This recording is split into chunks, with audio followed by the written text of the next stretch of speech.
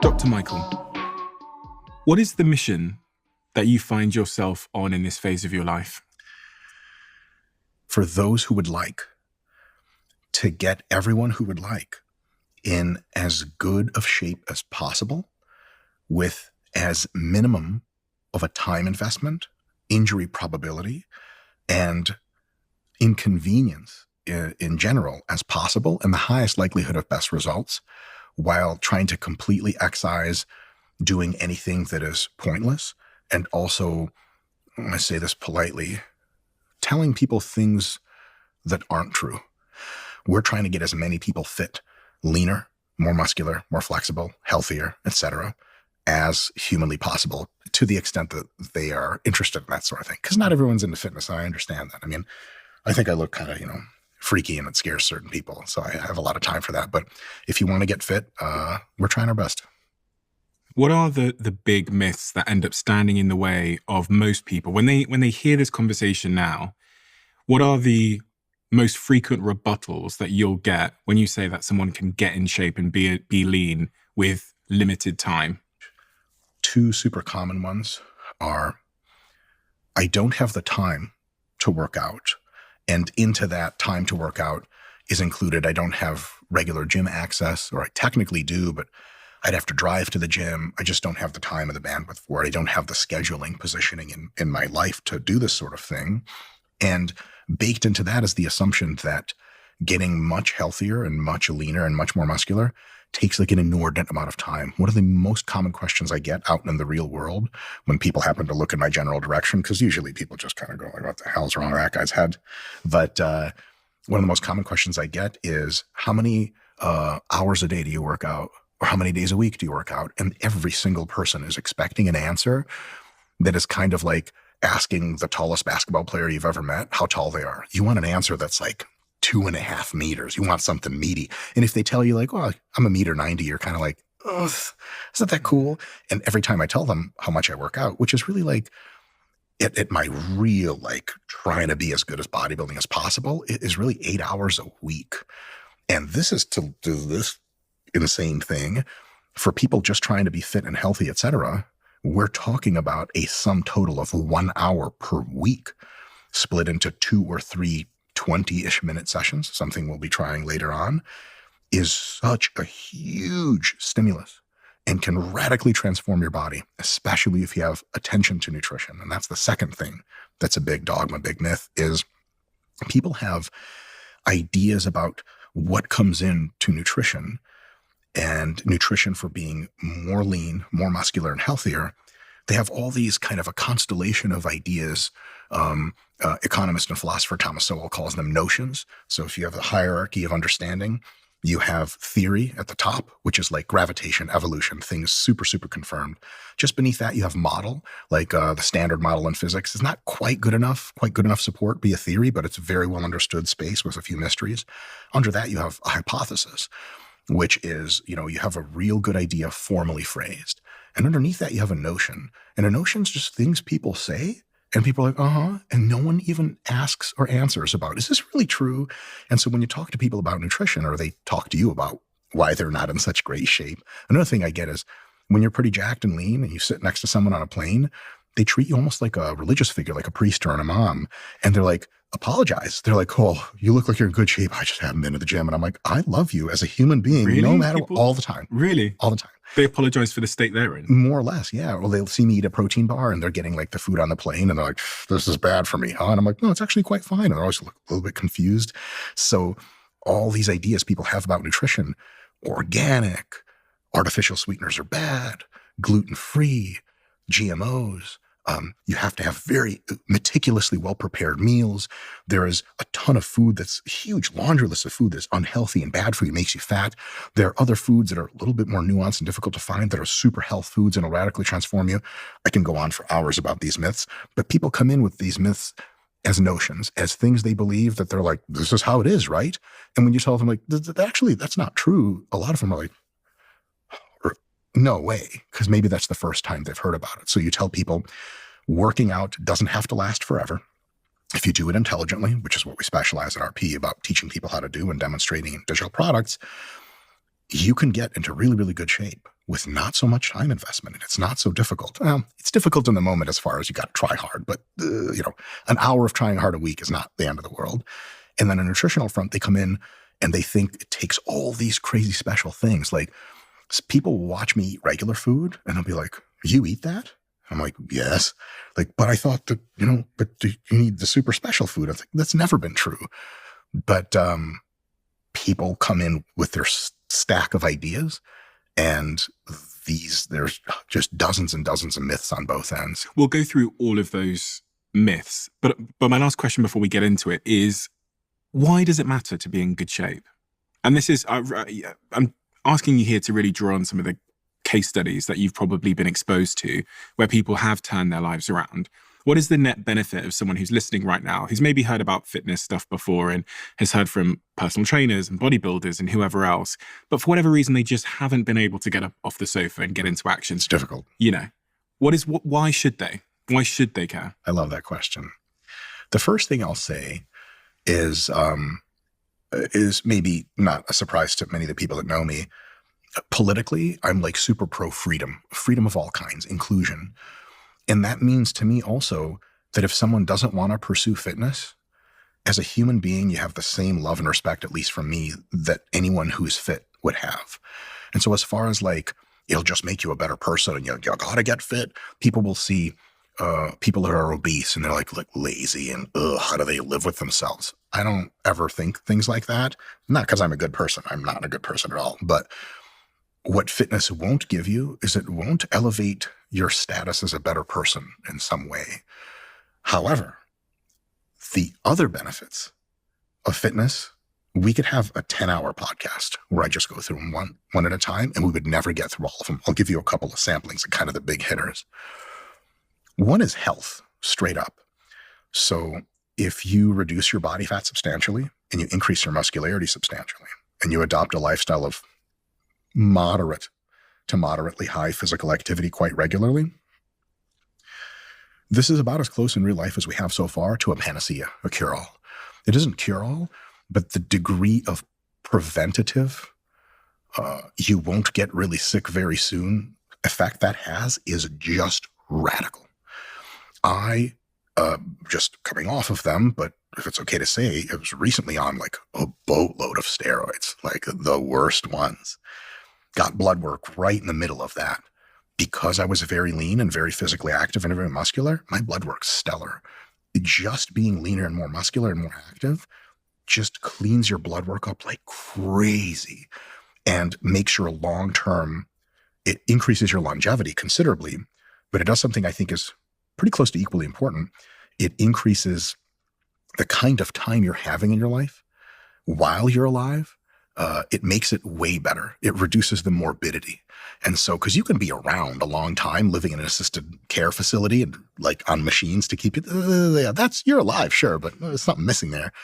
But if you have more muscle, less fat, and more physical activity, you ever see like an 80-year-old that's like cardio walking down the street and you're like, my man, it'll give you that. So that's a big deal. So health. It'll give you, usually people experience a perception of wellness that's psychological. They just feel better. They feel cleaner. They feel more energy. The cognitive benefits of health and fitness are now being addressed seriously in the literature, and they have been for a little while, but it's kind of swelling. Is unequivocally true now to say that regularly engaging in fitness makes you literally smarter, just straight up. And it conserves your brain's cognitive health for decades into the future as you do it consistently. It's just win all the way across. What is your background in terms of your academic qualifications and experiences that you've had that feed into everything that you know? This sounds so pretentious. I can't believe I'm using this nomenclature, but I did my undergraduate work at the University of Michigan, where I met my fellow co-founder of RP, Nick Shaw. And that was in kinesiology, specifically a subset of something called movement science. I then went on to do a master's in technically strength and conditioning, but exercise science at Appalachian State University. Then I went for 1 year to go work in New York City with Nick as a personal trainer. At the end of that process, I realized that for my own personal vibe, I just didn't know enough. and I wanted to know more. And so I got accepted to a PhD program at East Tennessee State University under the great Mike Stone, who is probably one of the most well-published sports scientists of all time. Maybe definitely in the conversation for the greatest American sports scientist of all time. And I went to that PhD program, and that was in sport physiology. And the best way we had of summarizing what it is we were learning is the thing we're learning best here is how to take good athletes and make them better. And so I did 3 years of that. It sounds like it's like a prison time. I did 3 years in ETSU, and that was the conclusion. I was a terminal degree. I got a PhD in sport physiology. And then I spent, 10 years in various professorships, teaching and doing some research and all this other stuff. I'm no longer a college professor, mostly because there's only so many things you can do at the same time. And it was kind of like, this YouTube thing is getting kind of insane. So it's time to pivot to that. But I'm still actively involved in research. Our company funds research. I still look at manuscripts. I still co-author. So I'm still involved in that capacity as well. So I want to start with the start. If someone's listening to this right now and they have walked into this is your practice, this is your hypertrophy practice, let's say, this table, and they sit there and they say, I would like to gain more lean muscle mass and I'd like to lose some weight. I live a busy life. Where do we start? What's step one? And I'm actually going to hazard a guess at step one and to see if I'm correct. But for me, step one is quite psychological, because it's all well and good me having the tactics and strategies and the information. But if I don't have the motivation, none of it's going to matter anyway. So is step one psychological in some way? Absolutely. My God, you should just be taking my job at this point. No, but okay, I thought so. I thought that was. So what would you do for me to get me in the right psychological mindset? I would even take a step back before that. Okay. The first thing we do is called a needs analysis in formal sports science. A needs analysis is, what do you want specifically? Do you want bigger arms? How much muscle are you trying to gain? It's a very different conversation if someone weighs 150 pounds and they're like, I want to be 155 but leaner, versus I weigh 150 pounds and I want to be 200 ripped. Different timelines, different approaches, different trade-offs. Okay, give me the typical answer to that question.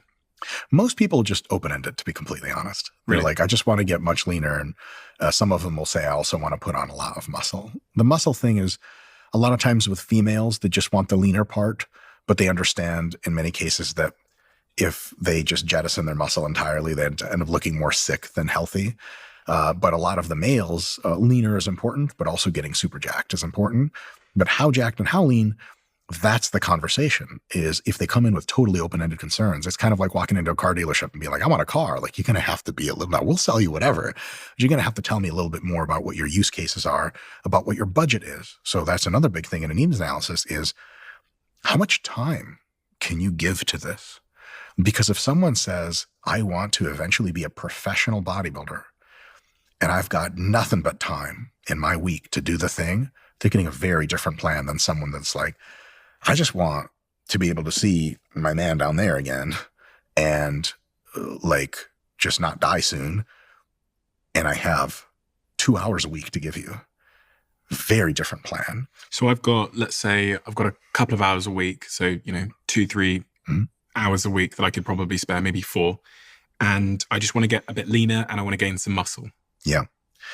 I also ask, what have you been doing so far? Tell me about your approach to fitness. And the answer could be, I don't have one. I've never tried to do anything.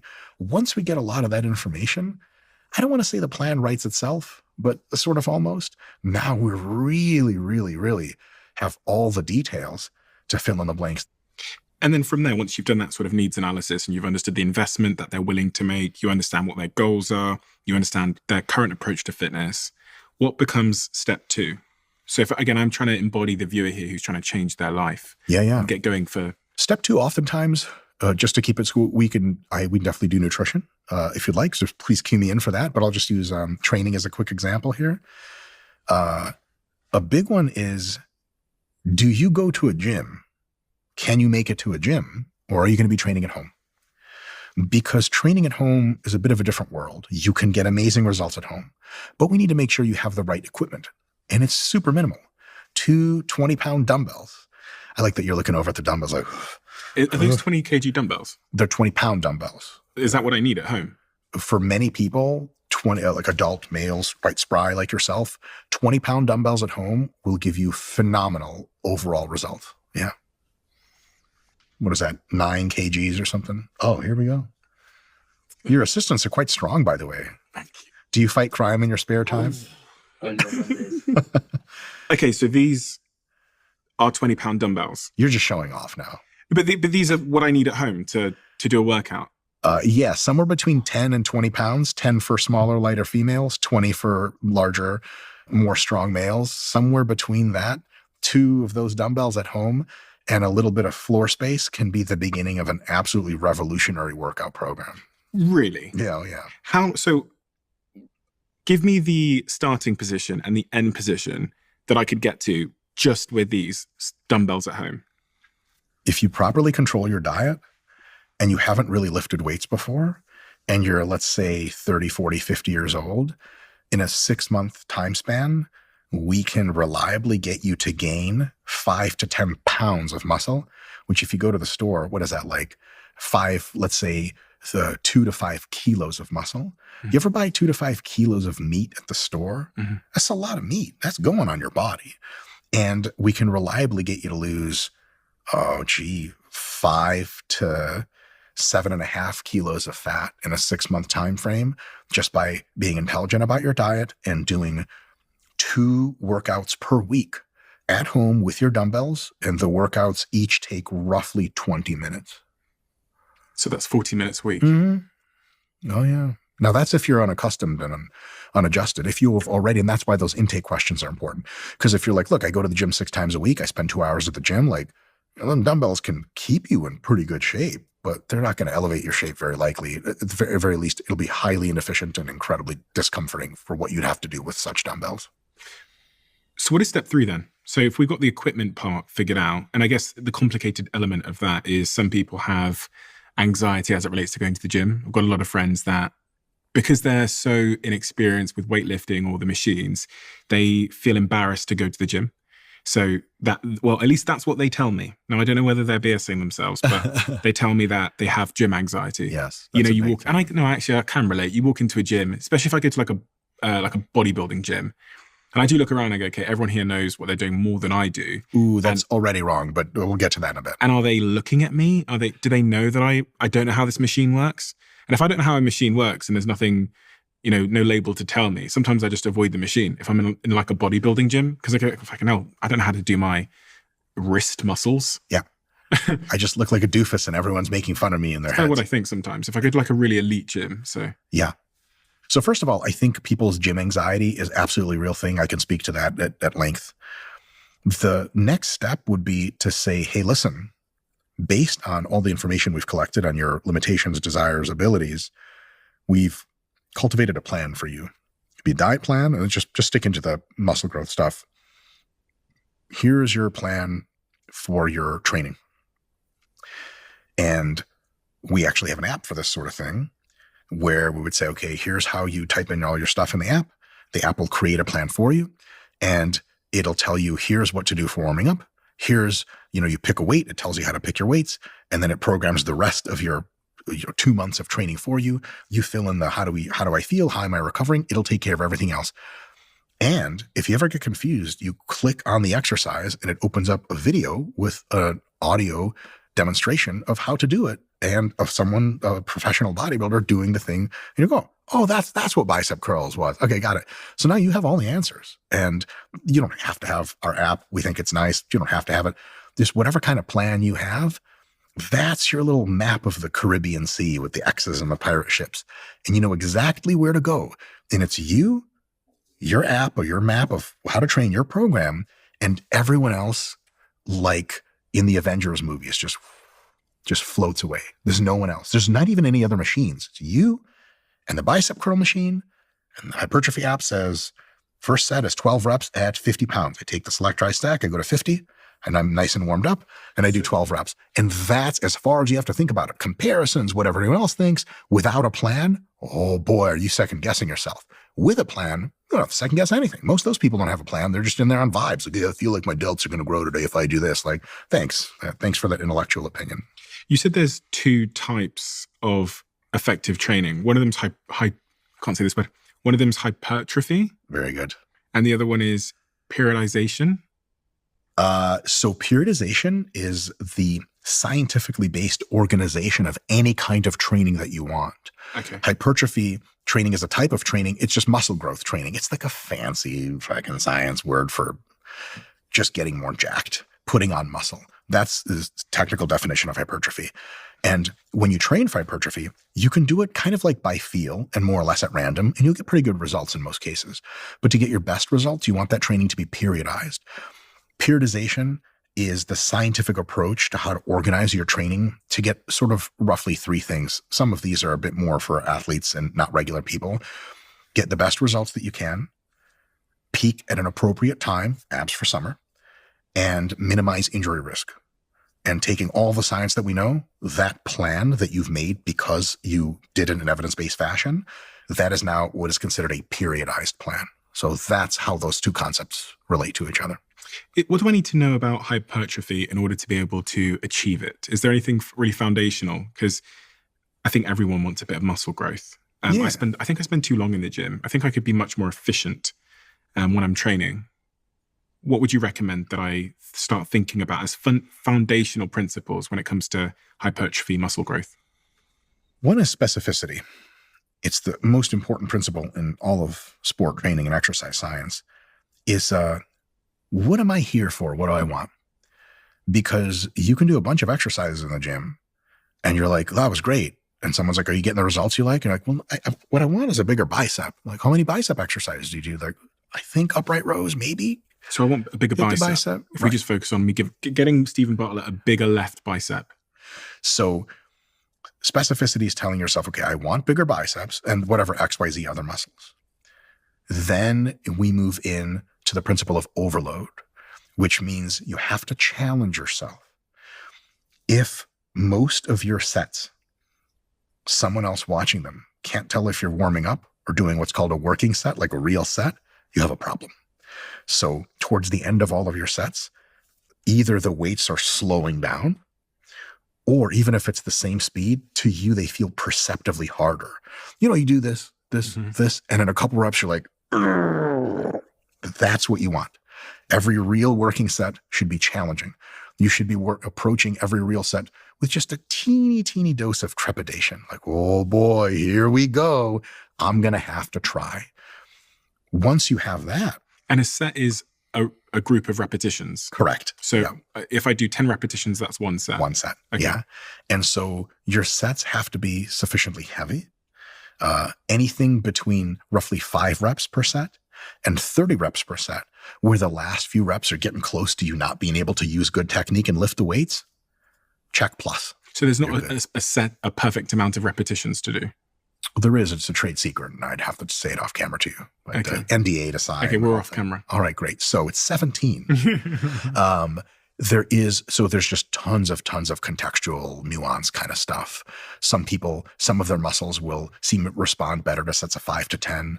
Other folks, even the same person could have muscles in their body that really respond better to sets of 20 to 30 and everything in between. But generally you get in the exercise science data, you'll have a group of people training for sets of roughly 5 reps, and another group training for sets of roughly 30 reps.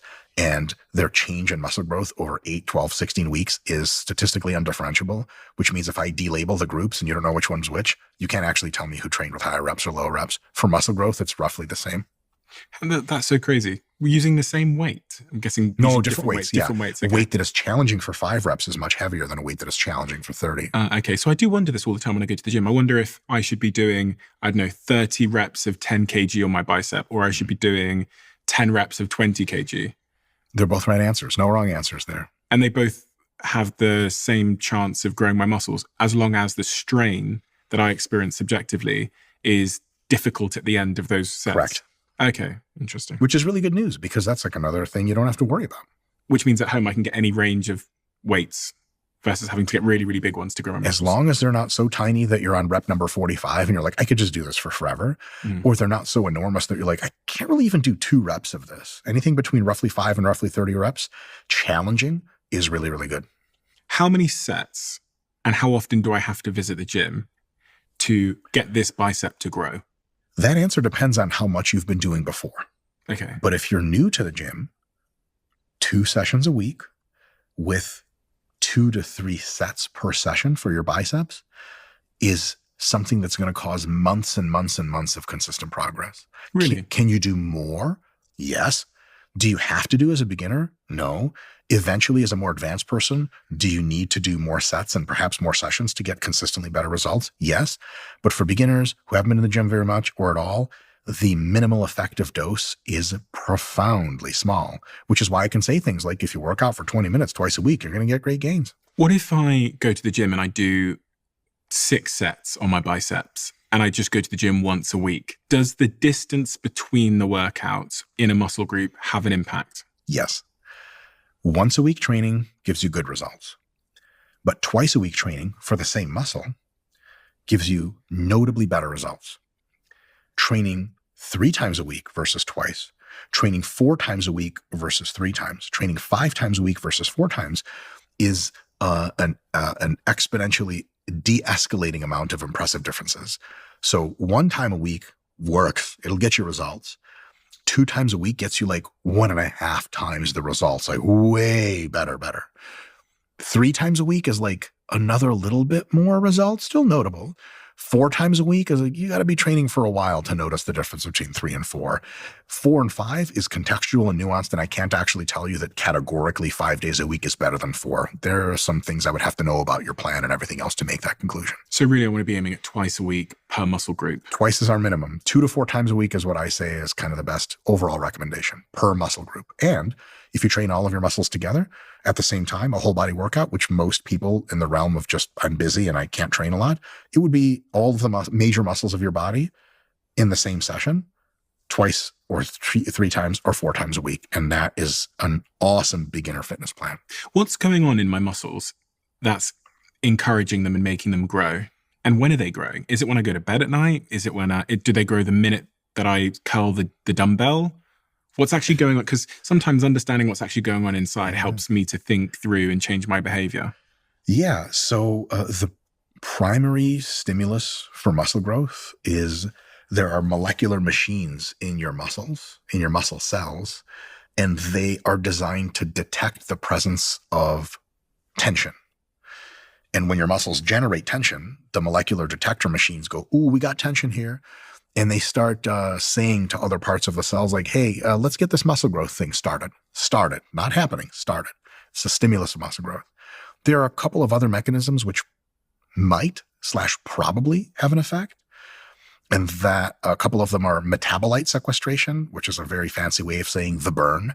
You know, at the end of a set, you're like, the metabolites, the byproducts of training, if they accumulate to high levels, it's been shown in tons of animal studies and a few human studies that like mechanistically, they might also tell the molecular machinery that grows muscle for you again later to, hey, get the muscle growth process. Another one is the pump.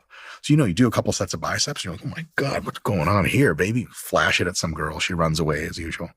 And the actual cell swelling itself might play a causal mechanistic role in generating more muscle growth. But we know it's probably at least 80% of the muscle growth anyone will see is because of those receptors for tension. Muscle growth, as soon as you leave the gym, is a negative because the gym is catabolic. It breaks down your muscle. Actually training breaks down more muscle than it builds. However, as you go home and you start eating food, protein, carbs, fats, and you have several meals per day and you're resting, when the food's coming in, several hours after training begins, if you measure muscle growth consistently, which is real difficult to do, they don't do it super often. You have to keep people in a laboratory. You have to do radioactive tracers and measure all this weird stuff. Every couple of hours they measure, the amount of muscle growth that's going on in the biceps goes up and up and up and up. And it usually peaks about half a day to a day and a half after you lift, depending on how hard you went. If it's a pretty easy workout, it peaks a little sooner and dives and drops off about a day or two later. If you train really crazy hard, it'll peak like a day and a half later, and then half a week later, it'll drop off back to baseline levels. But it's this really smooth curve. And you're growing muscle at every single point under that curve. So when you say, is it while I'm sleeping? Is it while I'm eating? Is it while I'm resting? The answer is all of those. except it's not at the gym. You don't grow muscle at the gym. You give yourself a signal to grow muscle at the gym. And then what you do outside of the gym matters. So some people train really hard. They don't eat right. They don't eat enough protein. Their sleep is total, insert bad word here. And their stress levels are just totally psychotic. They train hard. And then week after week after week, they're like, I'm not seeing any results. Well, the results are actually created when you're resting, when you're sleeping, when you're eating nutritious food.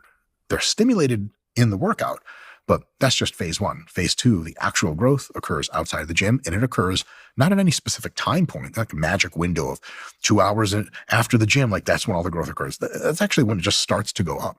It's for days afterwards. So if you train twice a week, you train on Monday, you're growing a lot of muscle on Monday night, Tuesday and Wednesday. Back towards the end of Wednesday, you're just not really growing much more muscle. You go back to the gym Thursday, you hit it hard again, you hit that curve up. By Sunday, you're totally relaxed. During Sunday, you're not growing any muscle. Your body's really recovering a lot of that fatigue. And then by Monday, you're fresh as a pickle and you're ready to go at it again. How long will it take me to lose the muscles that I've gained if I don't go back to the gym? So again, focusing on this bicep, I train it, I do 2 times a week, I get it nice and big. How long before it vanishes? Great question. 2-part answer. Part one is within about 2 weeks of not training it, the first reduction in muscle that is detectable by modern machinery occurs. So if you don't lift for 2 weeks and we put you in an MRI scanner or a DEXA scanner, let's say a week and a half you don't lift, I can't tell. You're not really losing any muscle yet. You're just going insane. And so me personally, I'm like addicted to lifting. So if I don't lift for a week, I'm like, oh my God, all my muscle's gone. There is some kind of intuitive truth to that, because when you don't stress your muscles, when you do stress your muscles, they get a little bit inflamed and they bulge up a little bit. So when you're not training for half a week to a week, your muscles look smaller, like they've lost weight, but it's really just all water that they lost. You do one gym session thinking like, oh my God, my biceps are gone. A week and a half later, you do one session. At the end of that, you flex and you're like, oh my God, I'm the biggest I've ever been. I was just delusional that whole time, because that stuff comes back super quick. After about 2 weeks of not lifting, you start to lose muscle, but it happens really, really slowly and takes weeks and weeks and weeks and weeks. After several months of not lifting, you're going to look considerably smaller in your biceps, but probably not as small as when you started lifting, because your muscles have a certain memory, if we can call it that. Is that true? That Very muscle memory true. thing? Oh, yeah. And so a lot of times when you gain an initial amount of muscle, especially if you've been at it for years, it just never goes back to the same size as when you started. It's just always going to be bigger until you reach your 80s or something like that.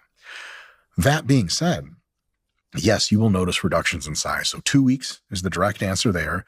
And it's going to take weeks and months to recede. However, here's part two, and this is awesome news.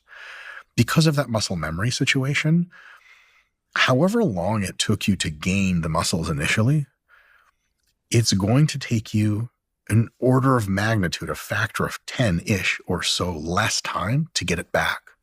If you've been more jacked before, if you've had bigger muscles, they come back to their old size. If you lifted for 8 months, you got a bigger bicep, and you stopped lifting for 3 months, and it looks about the same as when you started. If you're really careful, like, okay, it's a little bit bigger, but really it's just back to square one. Most people think, oh my God, another 8 months just to get back to where I started? Like, forget the gym. The truth is, after roughly about a month, maybe as little as 3 weeks, you're going to have the same size biceps that you did in your peak.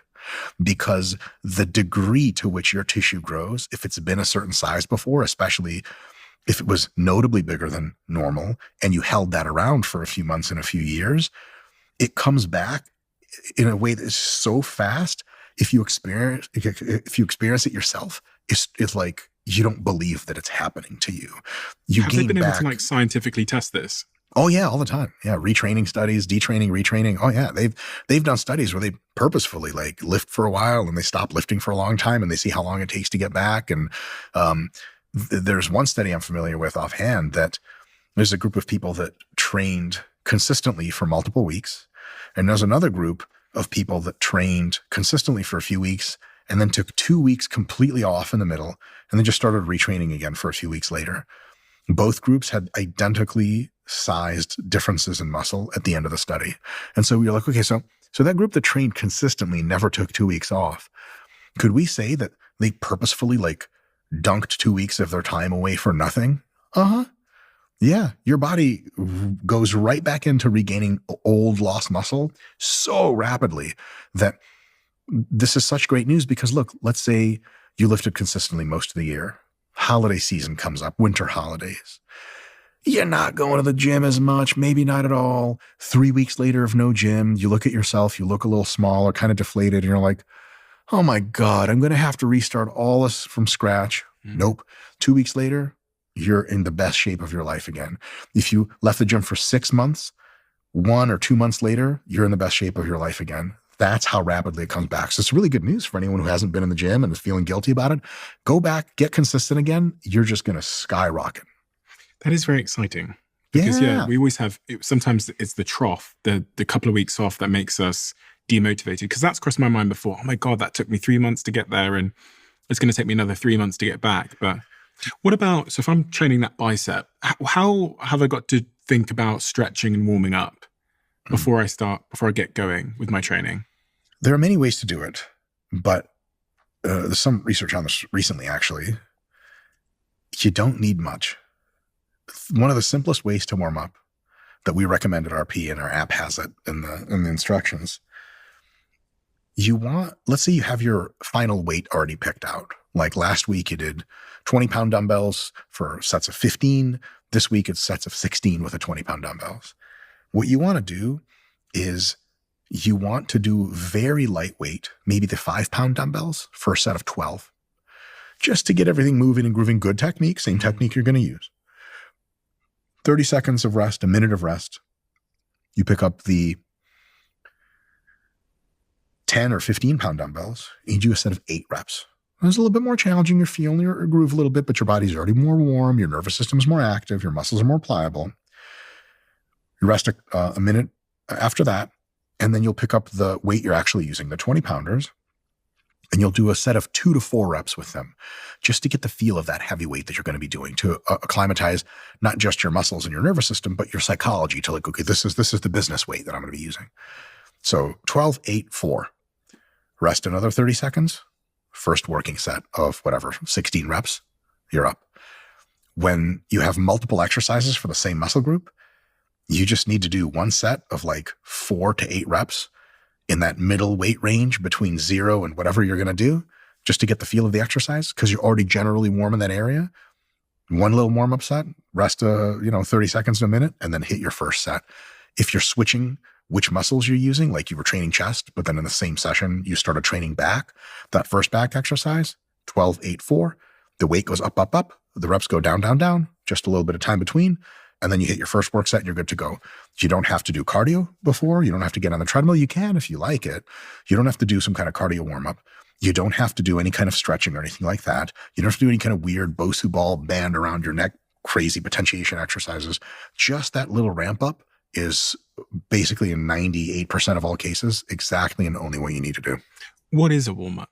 What is going on physiologically inside my muscle? Because we all just warm up, and I don't think anybody actually knows what's going on. Yeah. So your muscle tissues, they have physical qualities that can be measured almost in like a fluid dynamics terms, like viscosity and hysteresis and all that stuff. And so when you're very cold, a lot of times there's kind of a frailty implied there. As you're warming up, you're sending blood to around the muscle. The muscle itself is literally becoming warmer. And a lot of those kind of tight structures that are they're proteins that are made of kind of stretchy material, they loosen up a little bit. And that allows you to go through that full range of motion and training and not actually get hurt. And that's from the muscle perspective. You also get some kind of chemical stuff that happens, and certain structures fill up with chemicals, certain structures, chemicals go down, and that gets you ready to perform super hard work. But that's part of the story. The other part is the nervous system, because your nervous system is also getting warmed up. And in technical terms, it's called potentiation. When you just show up to the gym and let's say we said, look, okay, we re-engineered your tendons when you were asleep. You're not going to get hurt. It's impossible for you to get hurt. Like a car would have to hit you for you to rip your bicep off. You can just go and just hit the curls right away. You wouldn't get hurt, but it would feel really strange, and you wouldn't get 4 or 5 reps close to where you're supposed to be from last week. Because your nervous system was like, what the hell is going on? I'm supposed to be doing something. So you knew warm up the nervous system. A part of that is literally like the actual nervous system itself down to the cellular level is flushing all kinds of metabolites through. The connections are getting stronger. You're sort of doing a little bit of kind of mini rewiring of primary motor cortex to say, oh, we're doing curls. This is how you execute this pattern. Another part is technical. Like, oh, this is the technique I'm going to do.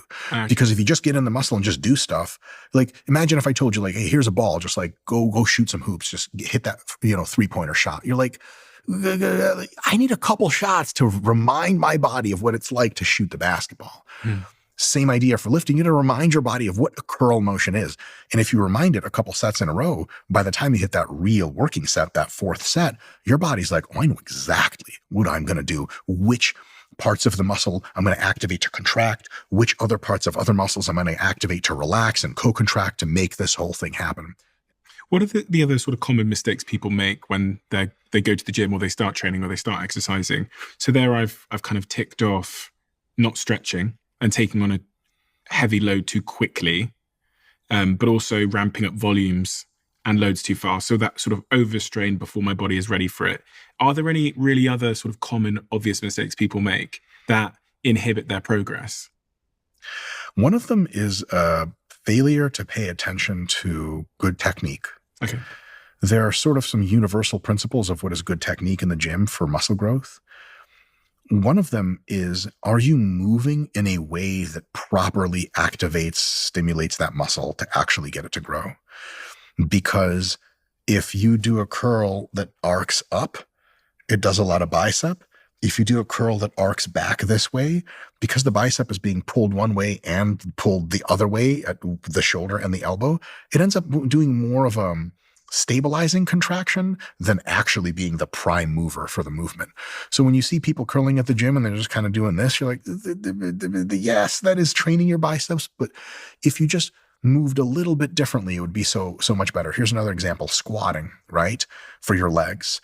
If you squat really far back and not so far down, like your glutes get hit, okay. Your lower back and upper and mid back is going to get hit a lot. But because there's not a huge change in your knee angle, you're not getting a ton of quad stimulus. If you stay more upright and your heels and toes are on the ground and you allow your knees to go way forward beyond your toes as you stay upright and sink down really low so that your knee goes into one of these, oh my God, it's all quads all day long. So you want technique that is targeting the muscle. It's very similar rep to rep to rep, and it puts the muscle consistently through a range of motion that is in that deep, painful, length and stretch position. Mm-hmm. If you just have all those three, everything else we can say about your technique is just nuances and finer points. Those are really the big ones. We talked about nutrition earlier as well. So if I want to make my bicep grow and also drop off the weight around the bicep so you can see it even more, what should I be putting into my mouth? The number one requisite for muscle growth is protein. Foods with lots of protein in them ideally should be consumed 3 to 5 times per day at roughly equidistant intervals. Breakfast, lunch, dinner, totally fine. Even better, breakfast, lunch, dinner, evening snack. The average person needs a little bit less than, let's say, a gram per pound of body weight per day of protein.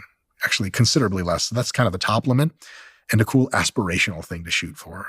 So if you weigh, let's say 200 pounds, you should be consuming something like 150 to 200 grams of protein per day. And 150 for almost everyone's totally enough. But if you're real serious and hardcore and just want that insurance policy, 200 grams of protein per day. So then if you're eating 4 times a day, that's, 30, 40, let's say 40 to 50 grams of protein per meal. Can I eat too much protein? No. And then it becomes fat or something? So protein by itself, no. If your protein is so high that your carbs and fats are the same, and you jack up your protein super high, but your carbs and fats stay where they are, your calories become excessive. That will cause fat gain over time. But if you're doing a diet where you get a ton of protein, but you dropped your carbs and fats and your calories are at maintenance levels, you're not going to gain any fat. It's not bad for your kidneys. It's not bad for any other part of your body. Excessive protein as a health malady has been a myth the entire time. And that's one of those notions that people carry with them that too much protein is bad, right? Like, yes, if you've had kidney surgery, absolutely. Short of that, you're probably good to go. You'll fart a lot and people will hate you, but you know. You mentioned 3 to 5 meals a day. A lot of people are now in this camp of fasting and intermittent fasting and not eating often. Is it possible to fast, but also to gain muscle mass in the way that you've described? Yeah, totally. It just won't happen as an impressive rate. So you have to make a trade-off for yourself. If you want, most jacked Stephen that you can be, 3 to 5 meals a day consistently spread, and almost to an individual.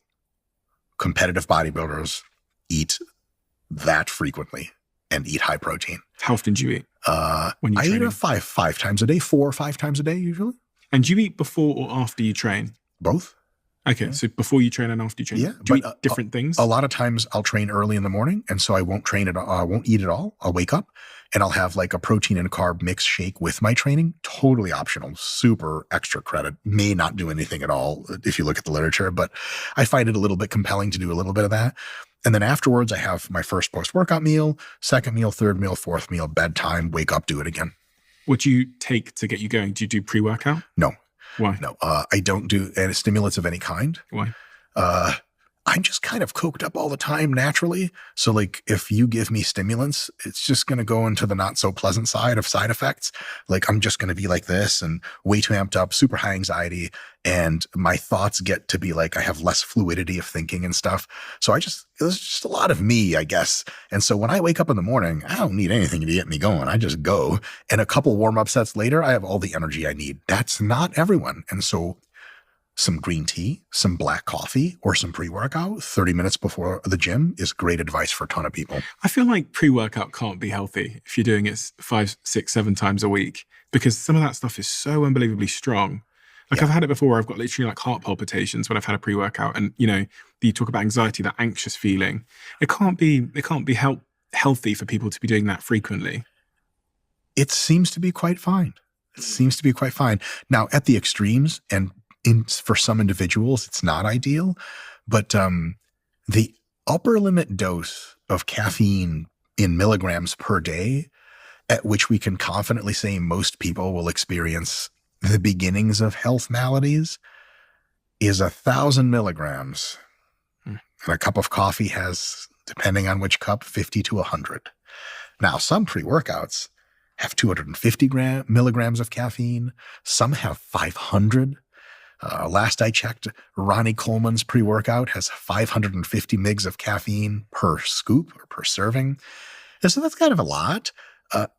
If I took 550 mgs of caffeine, you don't take me to the gym, just take me right to the hospital, put me in the psychiatric ward. 36 hours later, I'll be okay. But for some people to get so accustomed to high doses of caffeine that it's both not unhealthy for them to consume, and also they feel quite fine. So I would say start with as little as you need to get you going. And if you need to titrate and work up from there, that's a good thing. The other thing I would say is I would have a compelling case for pre-workout or stimulants. If I ask you like, hey, how much energy do you typically have at the gym? You're like, oh, that's super great. And they're like, should I take pre-workout? I'd be like, no, there's no compelling case for that at all. If you're like, I wake up in the morning, some days I just don't get a ton of sleep and I need something to get me going. Not every day, but sometimes I'll be like, hey, look, consider green tea, black coffee, some diet soda, or all the way up to pre-workout if you need it. But some people take it kind of as like a religious thing, as a habit, as a ritual.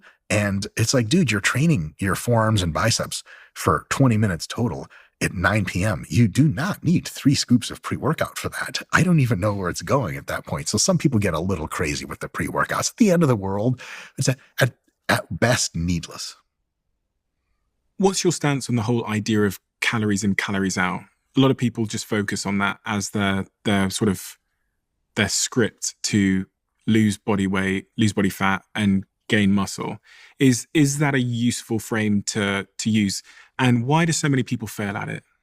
if it is a useful frame?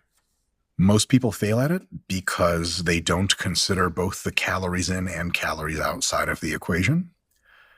And a lot of people fail because they're very bad at estimating food amounts and calories. Someone will say like a tablespoon of peanut butter. Stephen, have you ever actually seen a tablespoon measuring cup? It does not look like mom's tablespoon where she takes the peanut butter and goes, bah! That's like 4 tablespoons. And so but I'm eating the calories, blah, blah, blah. Every time you take people into what's called a metabolic ward, which is a study center where you're not allowed to have visitors that bring you food. The workers only give you the food that you need, and all of your exercise and your output is controlled and monitored, and so is your intake. No one has ever violated the laws of thermodynamics. We give you a certain number of calories, and we expect you to lose a certain number of weight. There's a variance about that, but you're going to lose the weight that roughly we predict. If we account for all variables, you're going to lose almost exactly the weight that we predict. So calories in, calories out is incontrovertible. And among 90-something%, 98% of people who do research in the field and are scientifically literate and educated, calories in, calories out is not controversial. It never has been. There are some people who say, well, like, calorie counting didn't work for me. That's probably because you did it wrong, or you weren't even concerned about how much protein you're taking in or how many carbs or how many fats. There are other details that matter. Like if you say, I need a V8 engine in a car, that's all that matters. Like, okay, well, there's no steering wheel, there's no pedals. Cool. Like, well, okay, I need those things too. So calories in, calories out is the very core, because without an engine, you're not going anywhere.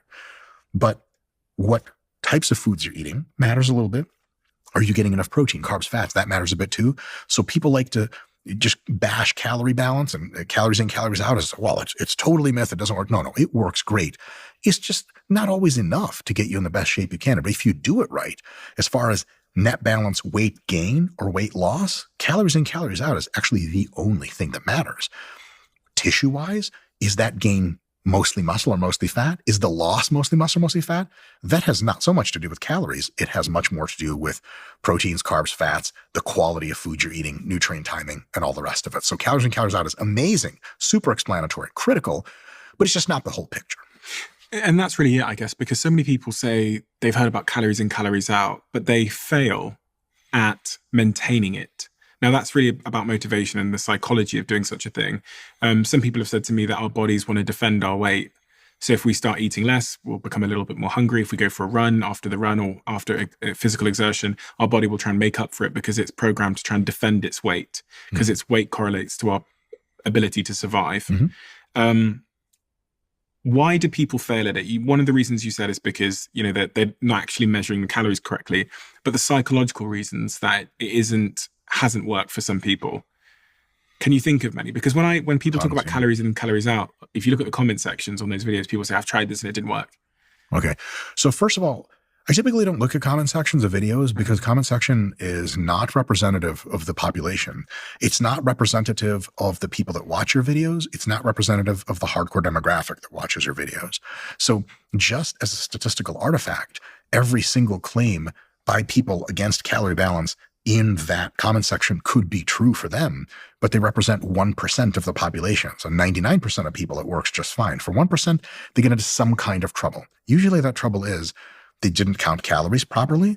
They didn't account for macronutrient profile, proteins, carbs, fats. They didn't account for nutrient timing or the kinds of foods that they're doing, and so on and so forth. And another one is, like you said, sustainability.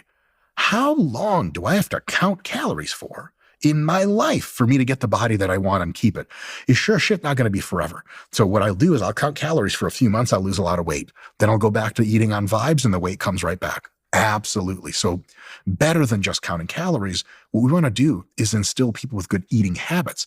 If you learn how to construct meals made of lean proteins, veggies, fruits, whole grains, healthy fats, you know roughly how to see how much food you need and how much food looks at least like it's what you eat per day. If you're checking your body weight relatively often, and when your body weight starts to get a little higher, you got to clean up your diet a little bit. And when your body weight's nice and low, you get a couple cheat meals, couple kebabs, burgers and stuff. That's all good. If you do that and you have those healthy habits, whatever weight you lost on calorie restriction, you can maintain with very, very little work, not counting a damn thing, just on good habits. But if you count up calories, you do some weird diet where you only eat like 2 orange slices and protein shakes or something, Yeah, the calorie counting will get you wherever you need to go. But then afterwards, you're like, the diet's over. And you're like, okay, so now what do I do? Like, good luck going out in the world and eating the same diet that got you fat in the first place. That's the big kicker. People might say it takes too much time to count calories. It leads to an unhealthy relationship with food. I think there's a big movement at the moment to try and get calories off menus because it's said to increase the amount of people that have eating disorders and things like that. Is that a conversation worth entertaining in this regard? Sure. Very few people will develop eating disorders based on increases in information they are presented. I would actually call that eating order instead of eating disorder. Most people who get eating disorders are highly at risk genetically and with a few other social circumstances. Eating disorders are, for example, the most deleterious eating disorders, anorexia nervosa, seen not exclusively, but almost exclusively in females of reproductive age. They ain't calories on a menu doing that. That's something you bring into the table. Usually because you have the genetic proclivity for it, and additionally because you've been in a social and cultural circumstance where not only were you the wrong person to get ridiculed for your weight, but also a lot of people ridiculed you for your weight. And then you go all careening off on this path where no one can even tell you're super skinny anymore because you don't believe it. So the idea that you're going to see much higher prevalence globally in eating disorders from putting menu calorie labels on things is true by this much at the margins, and is just largely not the case. Adjacent to that is this idea of muscle dysmorphia, which affects a lot of people, but specifically men.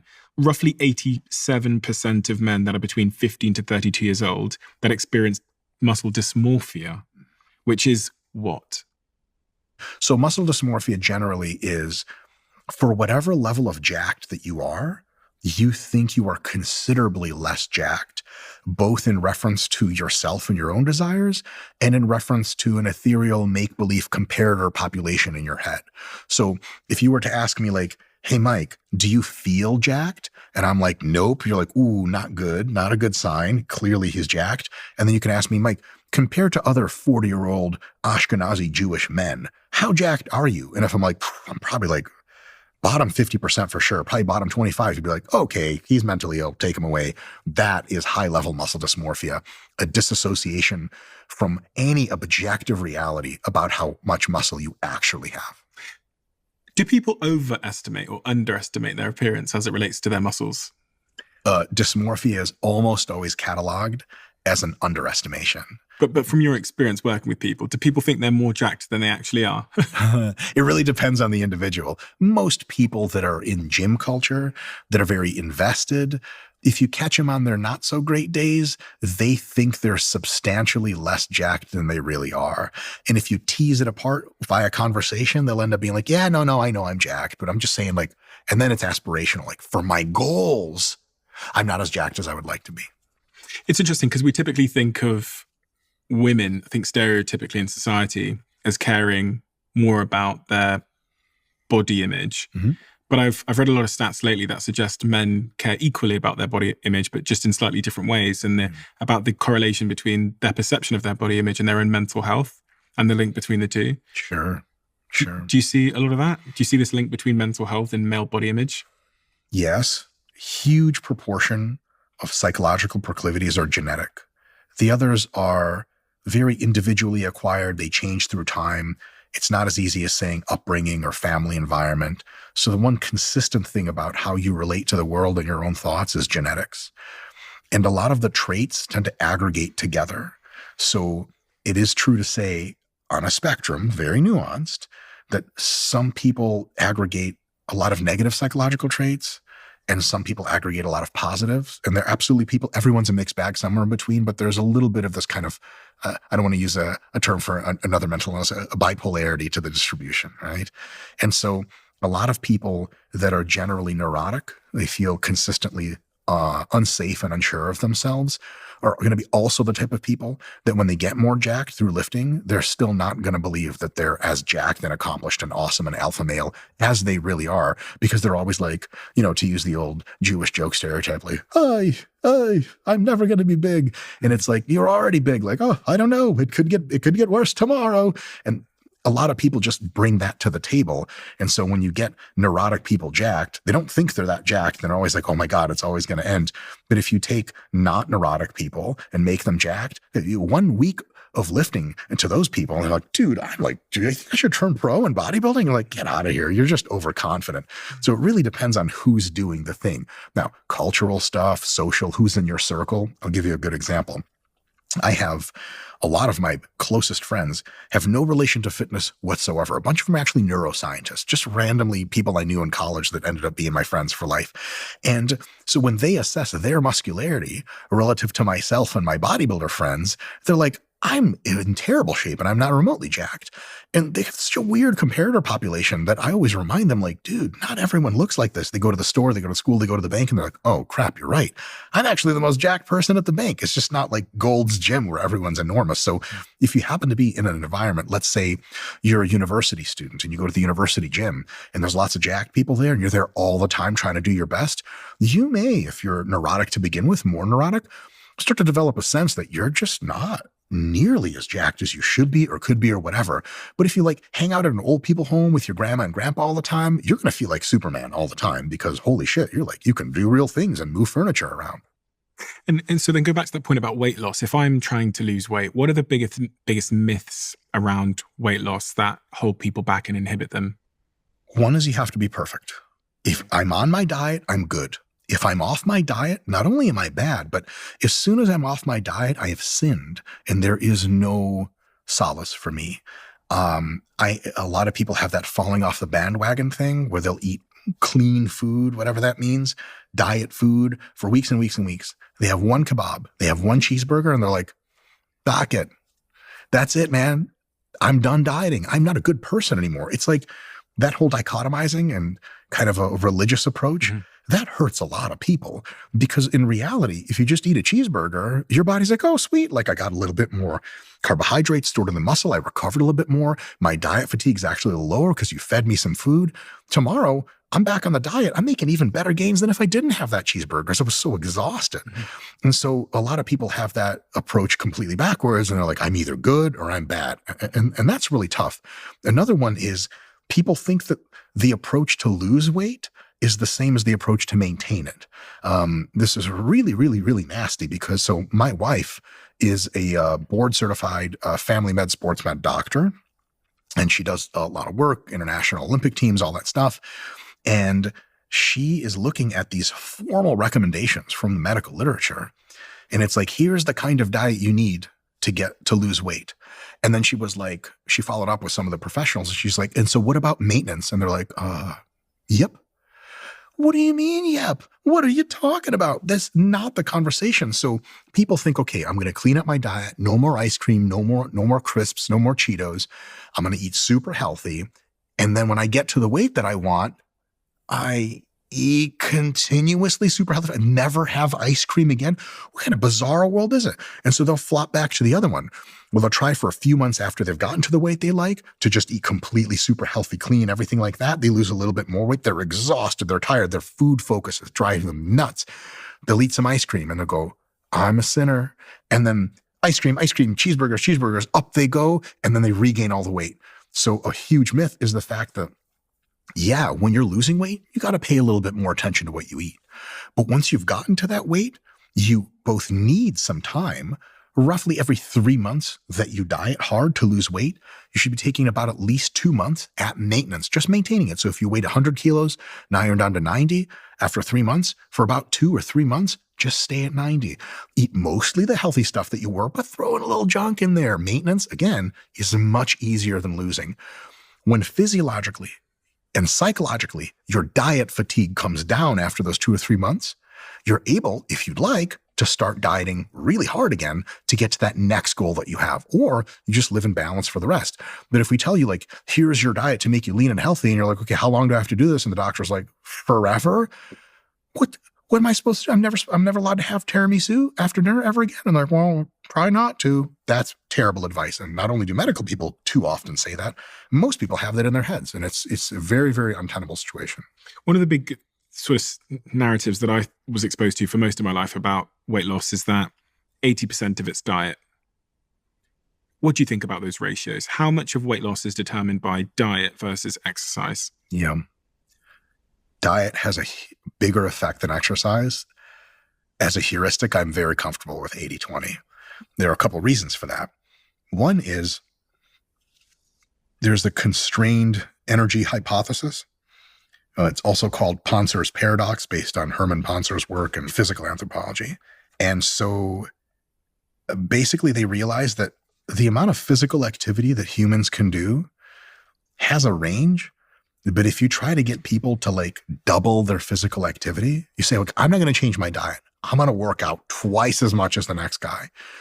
Your body becomes so fatigued so rapidly, and your metabolism adjusts itself. Your physical activity that's not planned exercise, like how much do you get up when someone calls you? Are you still on the couch talking to them? Or how much do you get up and walk around your kitchen a bunch? Your body makes all these adjustments.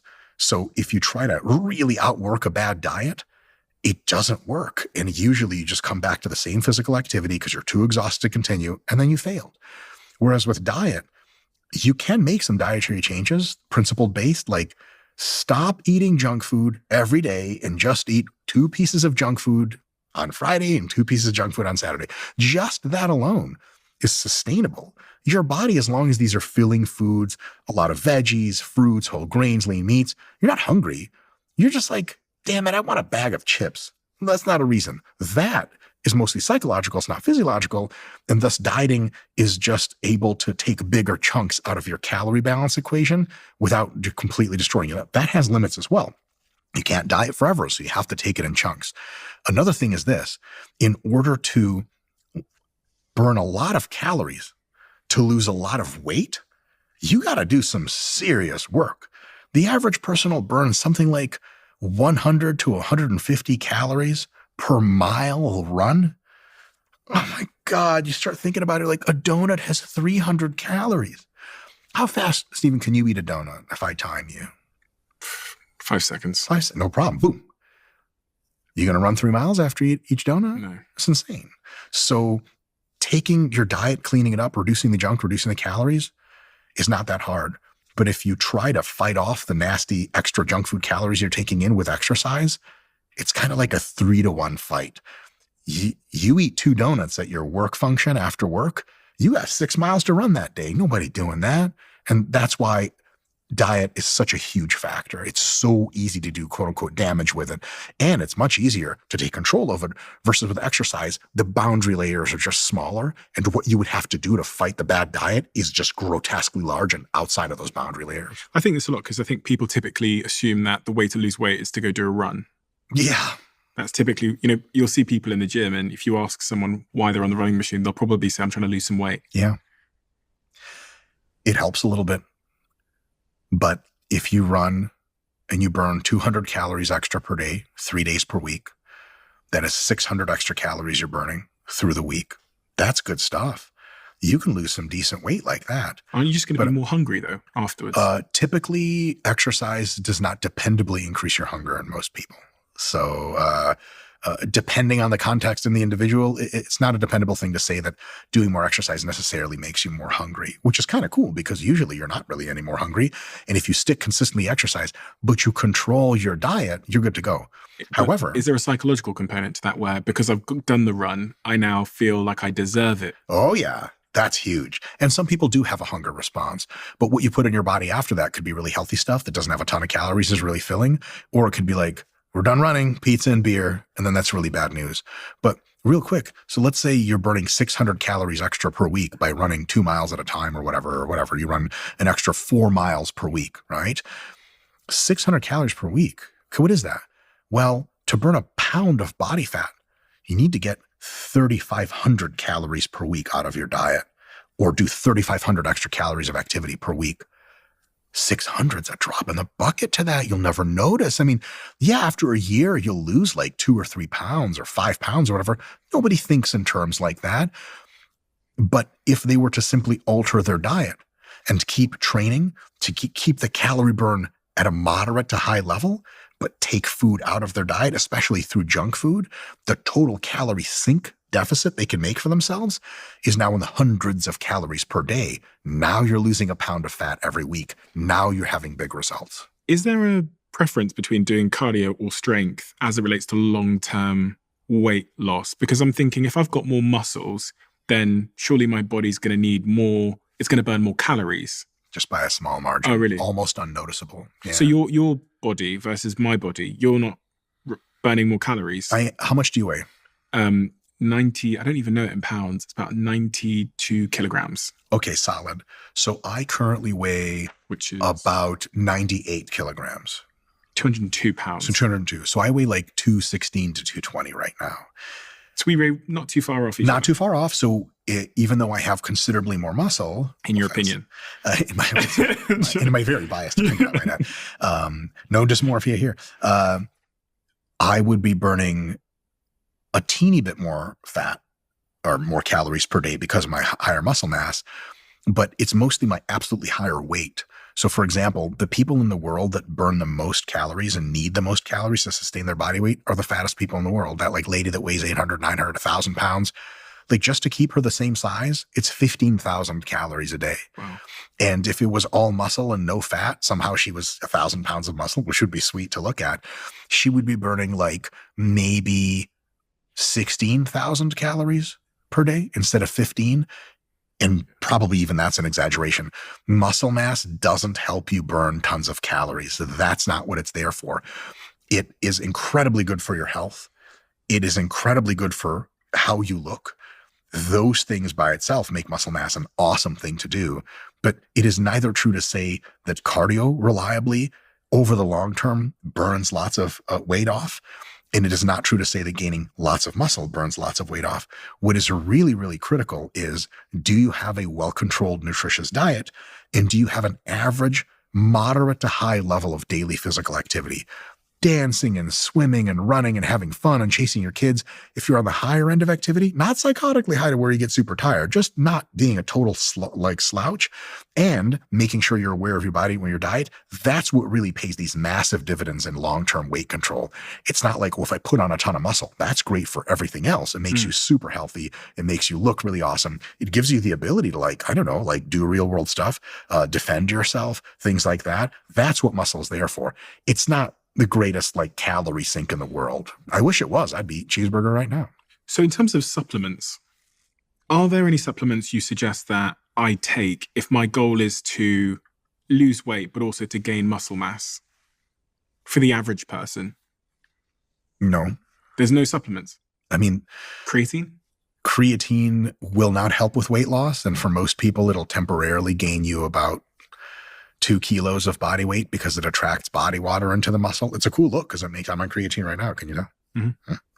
Yeah, really? All right. So creatine doesn't help you lose weight in any meaningful extent. So I'm aware of no over-the-counter supplements that simultaneously help you burn fat and gain muscle. There are supplements that are not over-the-counter that do that quite well. But what if I'm just trying to gain muscle then? What supplements would you recommend the average person to be taking? Really regardless of, I guess, goals. If their goal is to be a little bit more lean with their muscle mass, if their goal is to build muscle, is it different types of supplements you'd suggest? Or creatine works to build muscle. It's got awesome cognitive benefits. It's just healthy for you and it's great. So 5 grams per day for most people of creatine monohydrate, super awesome. Have you got to load creatine? I remember when I was younger. I used to load creatine. That's basically like a corporate scam that's just trying to get you to consume more creatine so you buy more. Yeah. If you load your creatine, which is like taking 20 grams per day for a few days, you get to intramuscular creatine stores that are optimal, like in 4 or 5 days. If you don't load creatine, you get there in like 7 to 10 days. And because you're taking creatine either for months or for life, it's just a moot point. So creatine loading is a gigantic waste of time in almost every case. Okay. So creatine works. Whey protein, casein protein can be an excellent way to conveniently get protein. So they're more like foods rather than supplements. Those are totally cool, but not mandatory. If you talk to me like you are now for just several hours at a time, let's say we're sitting on a plane together and you're like, I'm just a guy who's trying to get like a little bit more of this, a little bit of that. What supplements do I need to take is the wrong time to ask that. The time to ask that is like, I want to take a run at a natural bodybuilding show. What supplements do I need? Okay, then they pay some dividends that are worth noting. But supplements are just not in the conversation for important things that health conscious people should have, even in their top 10 of important things they need to do. The top 10 important things are like getting adequate sleep, managing your stress really well, consistently lifting weights, consistently doing a high level of physical activity, et cetera, et cetera, et cetera. Those are the big rocks, not supplements. Supplements are insanely overrated as a general rule. What about steroids? They're great. What? Am I allowed to say that? What are steroids? And you said you take steroids. Mm-hmm. Do you take steroids all the time? And what is the impact? So say if you weren't taking steroids, how different would you look? I know this because I used to not take steroids. And when I wasn't taking steroids, I weighed about, at a body fat similar to this, I would have to weigh probably 180 to 190 pounds, more like 180, and this kind of body fat level. I currently weigh 216 pounds because I'm on a moderate amount of steroids. A few weeks ago, actually earlier last week, I was on higher amounts of steroids, and with this same level of body fat, I weighed 227 pounds. So we're talking about 30, 40 pounds of muscle tissue difference between steroids and not steroids. Have you got a picture of before and after? Before, when you didn't use steroids and you trained, and then after?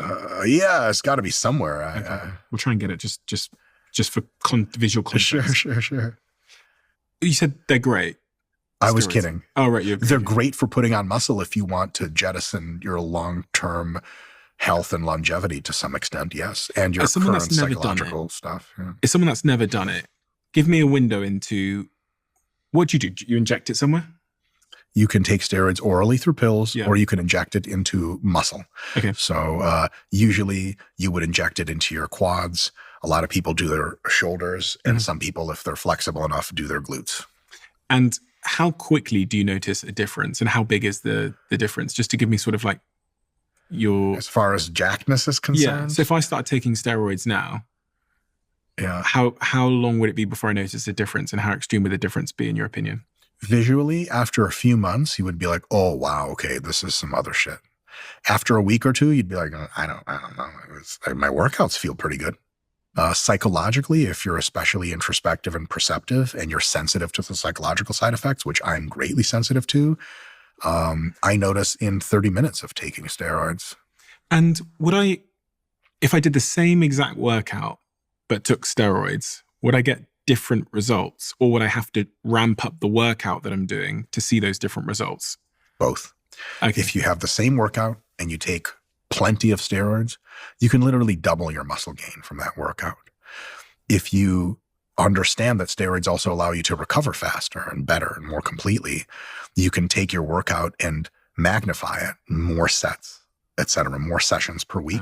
And then you would grow like 2.5 times as much muscle. Sounds exciting, but there's always a downside for these things in life, isn't there? There are a few downsides, yes. What are the downsides that no one's talking about? That no one's talking about. So there's cosmetic downsides. You get an increase in body hair growth. This is especially profound if you're female, but if you're a male, that's a thing. I have hair that grows on my ears. I have hair that grows on the outside of my nose. I have to shave the front of my nose. Now, a lot of that's just being a Russian Jew, and his hair just grows out of our eyeballs, but shit happens. You get pimples, you get stuff like that. Over the longer term, you get a substantially increased risk of heart disease. If you're smart, you take blood pressure drugs to counteract the blood pressure increase. If you're dumb, you take it on the chin, and you have a high probability, much higher, of kidney failure later in your life and losing your limbs and your vision and all that good stuff that comes with that. There is an increased probability or severity of cancer. Steroids increase the probability of damn near every disease, kind of central systemic disease that you can have. But that usually happens much later. And so while you're on them, you deal with the cosmetic side effects, increased probability of balding, and the psychological side effects, which are highly unpleasant. I can get into in a bit. If you're a teenager, there's an entire class of steroids that close your growth plates early. So if you're under the age of definitely 22 as a male and you take steroids, there's a very good chance you will never reach the adult height you were supposed to reach if you just let nature do the thing. So when teenagers take steroids, this is almost always categorically a super, super terrible idea. Also, they're not intelligent enough yet. Some teenagers are very smart. They're not wise enough yet to be able to make that trade-off appropriately. Mm-hmm. And so that's a huge sort of different topic. But the psychological side effects are a lot of times the things that are the approximately most displeasing part of taking steroids. Some people like them, but they're also a mixed bag. Tell me about before we get on to the psychological effects, what about libido? Because I've heard all kinds of things. I've heard it shrinks your balls, your willy. Something like half of all people will experience testicular shrinkage while using steroids. Your boy got lucky. My shit's all the same size. A lot of people, roughly half, will experience a decrease in ejaculate volume and a profound decrease in fertility. That does not mean you're not infertile. I know many people's children that were fathered when the people were on steroids. So if some people are like, I'm on gear, I could just bang away and nothing happens. Like, that's not true. Steroids have never been shown to change the size of your willy. Mm-hmm. There is no mechanism by which really they can do that. So that's not a problem. But steroids, depending on the steroids you take, depending on your own individual biology, depending on the ancillary drugs that you take along with it, steroids can either have no real effect on your libido, have a profoundly upregulating effect on libido, where like hunger, like you would not believe. And for other people, you get an increase in libido, but some steroids, for example, decadurabolin in some people, it's a type of steroid, radically escalates your libido. You turn in just as hungry, and at the same time gives you, in many cases, dependable inability to sustain an erection. So erectile dysfunction risk goes up a lot. That's a real big problem because like you want it, but it's not around for the picking there. So there's all that kind of stuff plays a huge role. And a lot of the other side effects are increases in anxiety, increases in aggression, increases in disagreeableness and probability of confrontation. Steroids have been shown decently well, this isn't super confirmed, to at least proximately, while you're taking them, substantially reduce your fluid intelligence. And they may, in the long term, reduce your overall intelligence, but it seems that if you stop taking them, you get most, if not all of that back, but maybe not all of it. So they do make you dumber as a general heuristic. That's probably true. Of those psychological implications, which ones have you suffered with the most? Decrease in fluid intelligence, for sure. Radical increases in anxiety, or radical increases in aggression. I pride myself on never losing my cool. I've never screamed at anyone. I've never gotten physical with anyone. But the ideas in my head that tell me to do things tell me to do unspeakable things. Like what? They're unspeakable. I'd have to speak them. You really want to know? Mm-hmm. I'm also fucking weird, so just remember that. No, we're all a bit weird. Most people probably don't have this severity, but I'll read a comment on social media directed at me, I guess, about me. And it's from nameless, faceless profile. And I begin to fantasize about what it would be like and how much sublime pleasure I would receive in hurting that person at a deep physical and emotional level, badly, hurting them in such a way that they're never going to walk right again, and they're always going to remember me and how they dared to cross me. Do you know what honor culture is? No. Like the idea that like in the hood, you step on someone's, like a gang member's Nikes, and he just blasts you away and goes to jail for 20 years. Over what? Steroids. The honor culture comes from maleness. It comes from testosterone and other brain structures, of course. But the more testosterone, and steroids are all testosterone-like molecules, if you have 10 times the testosterone-like action affecting your brain, your proclivity to falling into honor culture-like behavioral patterns and thought patterns increases to an enormous extent. So you tend to take things that are not meant in any poor way as affronts, if they're actually meant as affronts, you tend to catastrophize them in your head. And like, this is the thing. Like, I'll be brushing my teeth in the morning in the shower and like thinking about people in my life that have wronged me. No, I've never been wronged in a real serious way. And I'll just be like, those motherfuckers. Uncontrollable fantasies of rage and aggression and righteous anger and revenge. I hate that. Like, as a philosophical minded person, I just want to hug everyone in the world. Right now, I'm on not so high levels of steroids. And I'm just, man, I make jokes with I'll start conversations with random people in the street, no problem. And so when these thoughts consistently enter my mind on higher doses, I'm just like, oh, why? And I'm never like, I should be feeling like this. I'm like, this is really annoying and really terrible. So if there are all of these physiological and psychological implications, which, you said it basically increases your chances with all of the major diseases, from cardiovascular diseases to cancers to other diseases. But then also there's this ongoing psychological consequence of taking steroids. What's the point? That's a good question.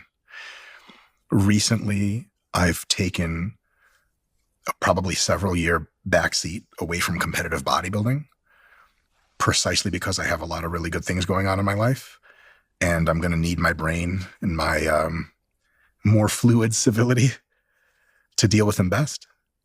And for a couple of other reasons. So right now is an interesting time to ask me why I do it, because I'm kind of like winding that down big time. But the real reason is one of the reasons that I started steroids is I was drug-free for a long time, and I was starting to become a kind of an educator in fitness and a promulgator of opinion. And a lot of the people who are in the industry at the time, this is not as true anymore. Now drug-free bodybuilding and fitness is exploding, which is a beautiful, wonderful thing. But back when Nick and I came up, to be relevant in the fitness industry, you sort of had to be like super, super jacked and super, super lean. It's nothing we were going to accomplish drug-free. So we were like, oh, if this is where the road leads to being taken seriously as a thinker in the space, let's do it. Another thing is I really like being, or at least for a long time, liked being enormous and ripped. Why? And just like you ever see how a 4-year-old looks at like a garbage truck or a tank or an airplane? Like, just that. Why? It's as simple as that. Biology. And I'm at the extreme end of masculinity brain-wise to begin with. And so you see a movie where like the Hulk rips off an airplane wing and throws it. Some people would be like, whoa. Some people are like, ugh, I hate this movie. And some people are like, oh my God, I want to just be that whole thing. Why? I want that. It just feels good. But do you know why? Because have you got any hypothesis as to why you versus someone else? Because the average person doesn't have that feeling. Mm-hmm. So have you been able to figure out in hindsight why you were so taken by being big? I have a few ideas. I'll caveat this idea with the following. A retrospective analysis of why you do things is almost always grotesquely flawed. Most of why we do things is a combination of variables we don't understand and genetics. And so like the whole life story arc, well, it all started when a teacher in the 3rd grade, like that's bullshit. That's a backwards justification you made up. So the following statements are backwards justifications I'm making up as just tentative, very not sure hypotheses. Here's a fun story. This will be fun. When I was small, young, my dad would wrestle with me a lot. And he would always let me win in the end. It was great. He's a great person. And he would always tell me that I was strong and capable. And then in like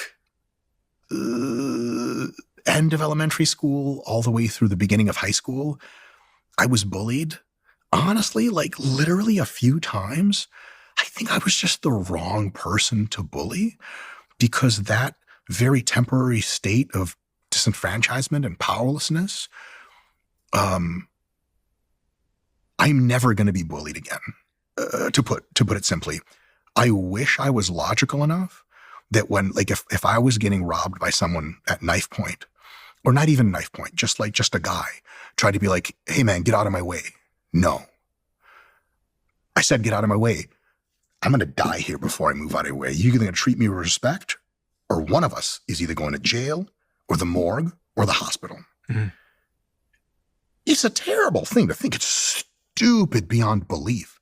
Just be like, sir, my apologies. Please keep going. But What were you bullied for?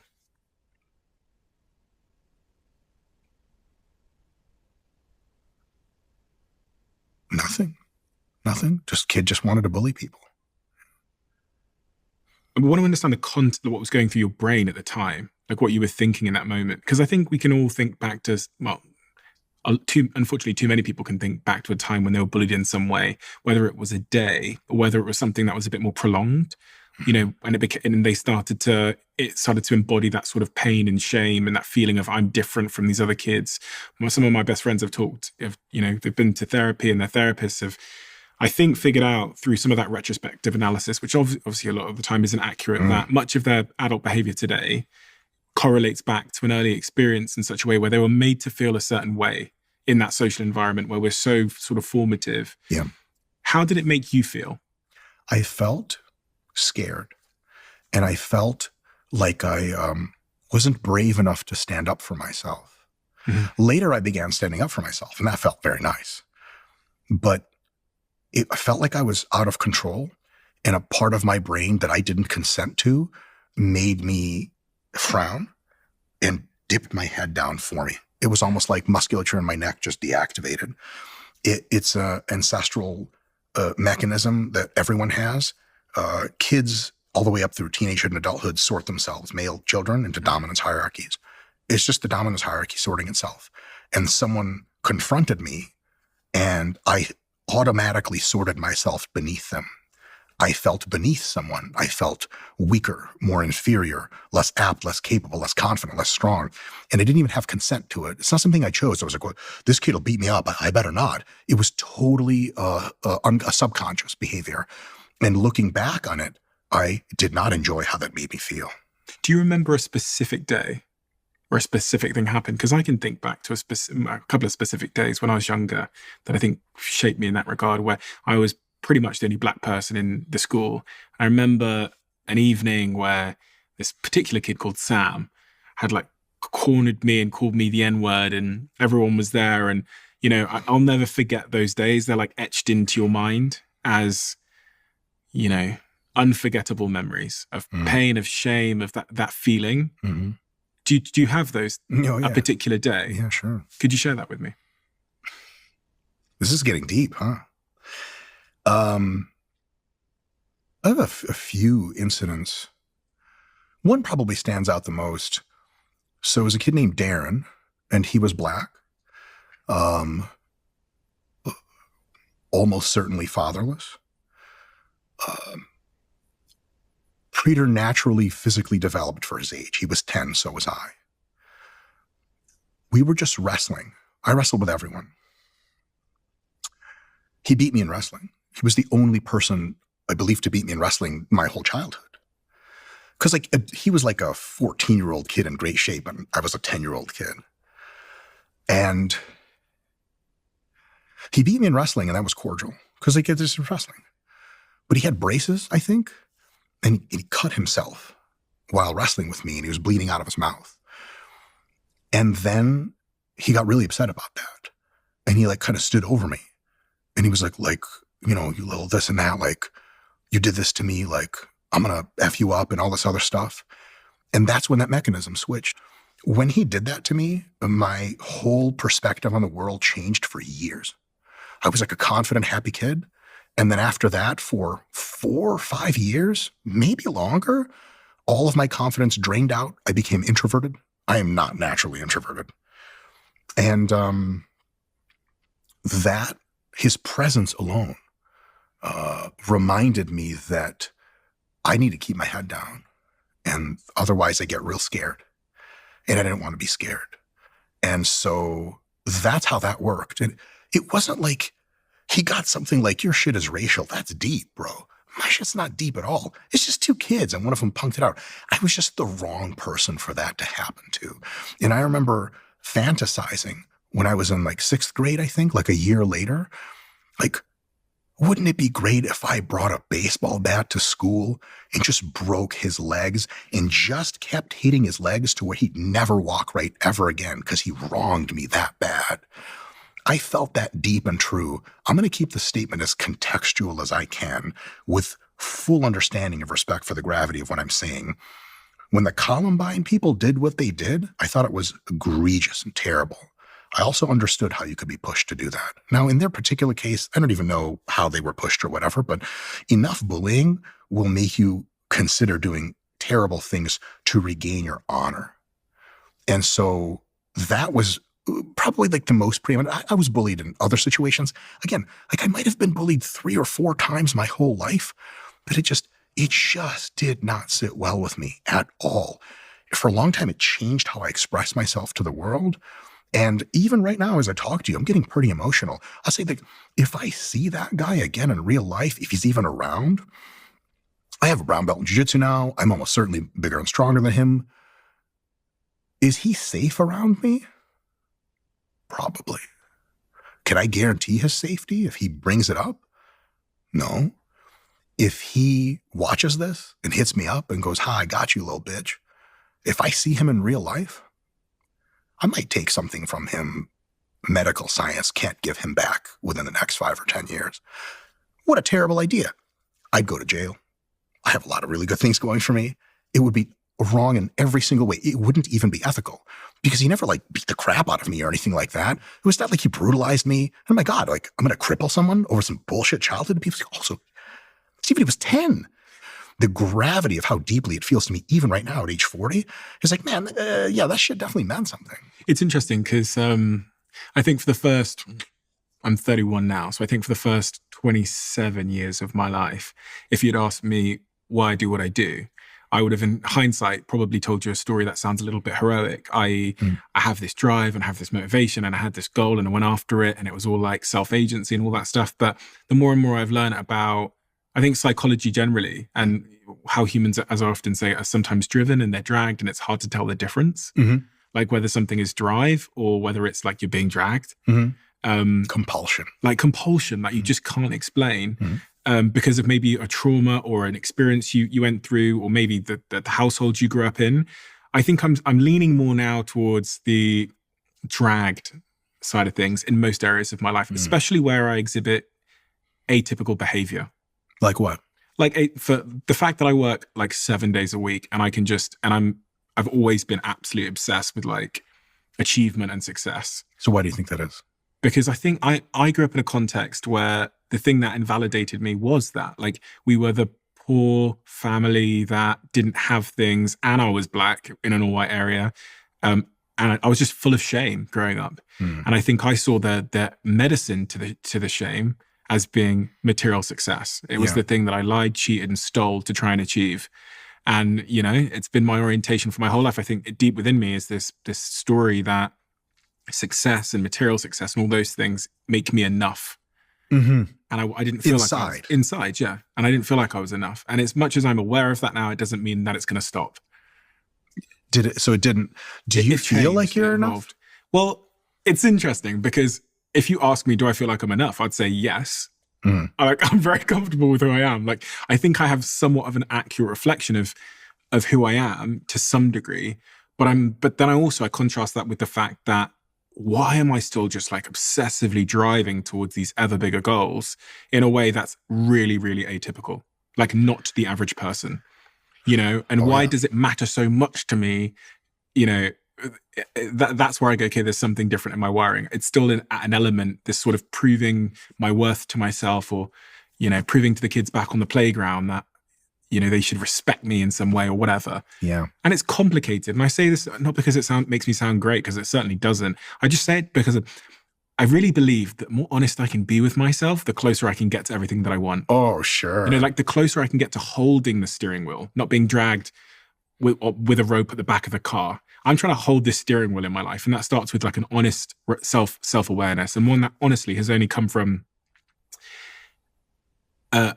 being more and more confident and caring less about what people think. Like, I wouldn't have said this on camera. There's like millions of people probably listening right now. I wouldn't have said these things about myself. It sounds icky. Oh, I've never told this bullying story to anyone but a few people. Yeah. I was like, when you brought it up, like, tell me about when you were bullied. In my head, I was like, holy shit, all right, like, this is where this goes. Well, I just think it's everyone I've met. It's not, you're the same as everyone I've met in that regard. Probably if I had to write that fake backstory arc explaining my life, the bullying thing is like kind of a little bit minor. I have a really gnarly story about having really severe attention deficit disorder when I was younger, while at the same time growing up in an Ashkenazi Jewish family. For Ashkenazi Jewish Russian immigrants to the US, you were either good at school or you were worthless. And it's not just that my parents thought that. They didn't really think that at a deep level. They did believe it at a surface level. I thought that. You can't make fun of someone for being fat if they're cool with being fat. They're like, yeah, I'm fucking big. Hell yeah. And you're like, oh, it didn't work. But if they believe that being fat is terrible, you can be like, hey, how much do you weigh? And that's it. Everything changes. So for me, I believed I had a destiny to be at least competent at school. And up until I was 14, I was like in contention for being the worst student at any single school I attended at any single time. And the bittersweet element was my dad is a PhD in mathematical modeling of atmospheric physical phenomena. And my mom was a translator of the Russian language, or translated English to Russian, and got a master's degree in social work in her second language in America a few years after we got in. That's the legacy I'm dealing with. And like, I can't do math problems 3 grades younger than the kids. I got held back in school a grade. And so I took that not so well. And so later, because I was medicated for attention deficit, it was a revelatory experience. As I came up and sort of grew into the idea that I was actually fairly intelligent, I had something to prove. And it's getting better now because I've taken enough IQ tests, and you can only write so many books and be on so many podcasts until people are like, you're pretty smart. And you got to start believing it unless you're totally irrational. At some point that sinks in. So one thing I will say is there are ways of dealing with demons and insufficiencies that you've developed through your childhood. Some of them are just having a real deep personal journey in your own head consistently, reinforcing good attitudes, not reinforcing the bad ones. Other ones are talking to friends, family. Other ones are therapy, which is excellent for this.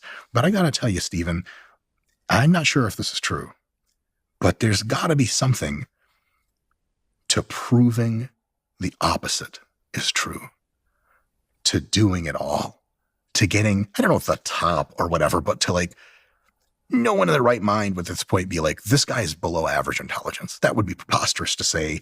I've taken the Ravens Advanced Progressive Matrices test, and I pegged at scale high. So you get every single question right. And so my IQ is above 160. We don't know how high because they don't do standardized IQ tests above that.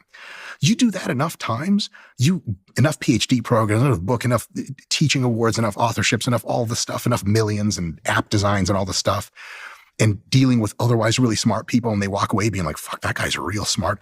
Enough of that makes you swim in a warm, comfortable sea that heals you in a way that maybe therapy can, but goddamn, there's something to just doing the fucking thing. You take a skinny little kid who's bullied, you make him Muhammad Ali champion of the world, enough title fights later, you're like, hey, Muhammad Ali, what you gonna do about this? He doesn't even flinch. Come at me. So yeah, it's nice to say, and I think it's true that therapy and self-care and all these things can heal the soul.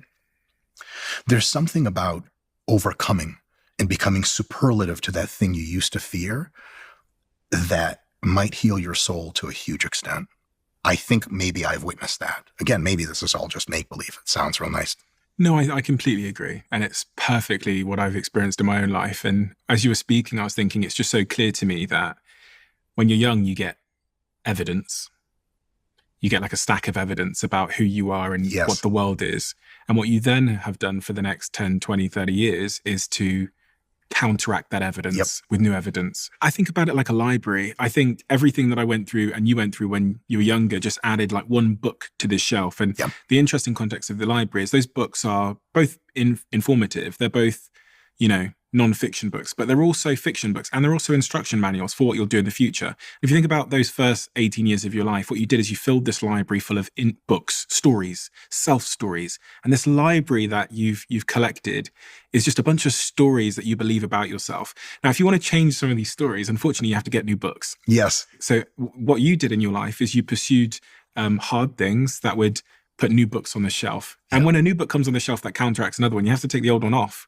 But you can't just sit around willing. It's as you say, as an I've experienced in my life, the only way I can put books up there is to go and get first-party evidence with my own eyes that something else is true. And not just once, over and over and over. Depending on how stubborn the existing for sure. And if they're real stubborn, here's my question to you. Do you think that childhood experiences build the kind of books that are hardback Lord of the Rings type of shits, whereas adult experiences that completely countervail childhood experiences are like a little magazine you'd read on a plane? So in the analogy, when you're a child, you put books on the shelf very quickly. They're all very cheap books because there's nothing on the shelf. So you're just grabbing, your mum says pigs can fly, on the shelf. As you get older, actually, because there's so many books on the shelf already, and so if I just focus on this analogy of pigs flying, there's already a book about aviation on the shelf, which means it's harder to believe that pigs can fly. There's a book already about animals and their anatomy. So you can't add a new one because there's so many counteracting ones already. So this is why they often say that young kids adopt, you can't teach an old dog new tricks because there's so much existing evidence there of something else being true. So kids throw them on the shelf without much interrogation because there's less counteracting books there already. Whereas adults, they take a little bit more time to add a new one because they've got 6 other books which might tell a different story. Yeah. And so this is, if we think about neuroscience and neuroplasticity, it becomes a little bit harder sometimes for adults to, I had a neuroscientist here yesterday saying this to me, that it becomes, after you get to past sort of 25 years old, neuroplasticity becomes a little bit more stubborn. It's still possible up until you die, but it's a little bit more stubborn. So you just need more reinforcement. You need more reinforcement, more evidence, more repetitions. And he described it as more focus. Yeah. Focus on the thing.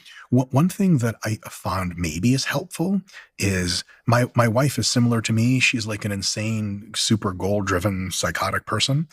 And we have real trouble taking a step back and telling ourselves like, man, we're doing pretty well. So every now and again, like evenings and weekends, especially weekends, we'll do some like, sounds super lame, but gratefulness discussion. No, it doesn't sound lame at all.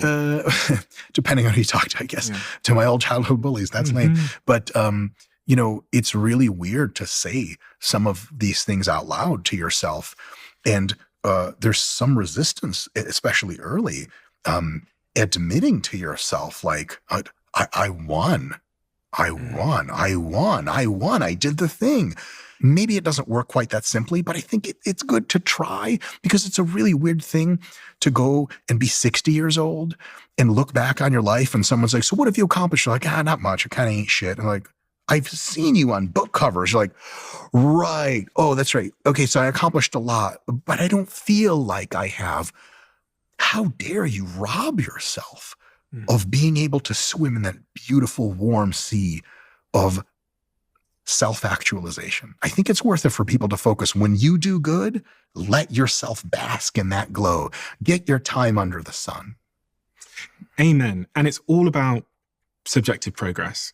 It's all about like this. I was going to do a post last night. I was thinking like so many people spend their lives. I was scrolling through Instagram and I wrote the post and I just didn't post it. But so I noticed that so many people go through their lives like looking for an enemy, like looking for the person or the system or the government or the political party that's currently wronging them. And they commit their whole life to just this focus of who's wronging me. And I need to point them out and call them out and scream at them.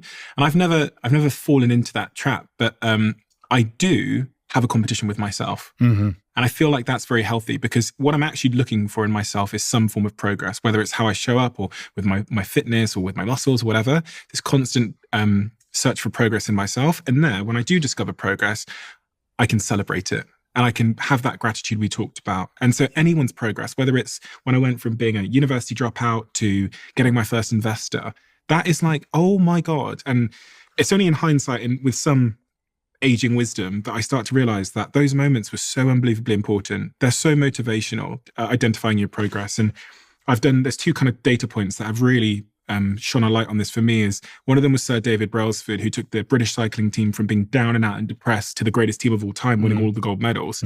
And he said, yes, the marginal gains thing that he's known for, that's in the front chapter of Atomic Habits, was key. But actually, he said to me, he went, when you can get a group of people or a person to feel like they're going somewhere because they have a sense of progress, he goes, that's what's made us stay in the bike shop till 2 a.m. in the morning.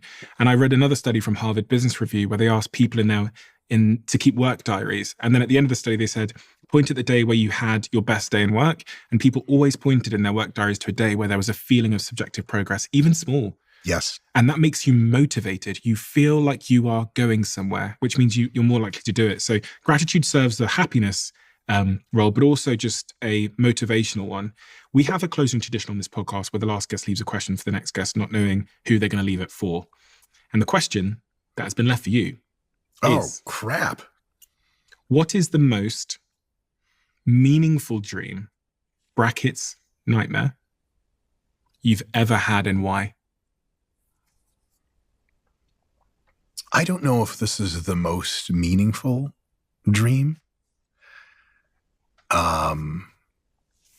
But Jesus Christ, I'm really going to say this. Fine. When I was a young adult, I was starting to experience success with the opposite sex. And I just did not ever experience that when I was younger, or already of age, but younger. It's just probably like a bit of a hang up. For most people, it's kind of like when you're not getting it, you feel kind of out of it.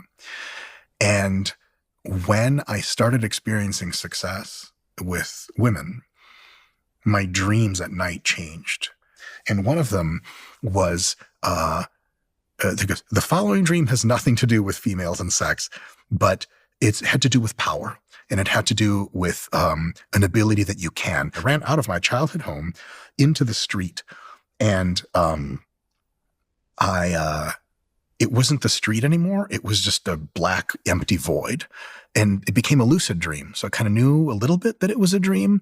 It was like, oh, I'm going to do cool Dragon Ball Z stuff. Do you know what Dragon Ball Z is, the anime show? And I opened up my hand and I wanted to make a fireball.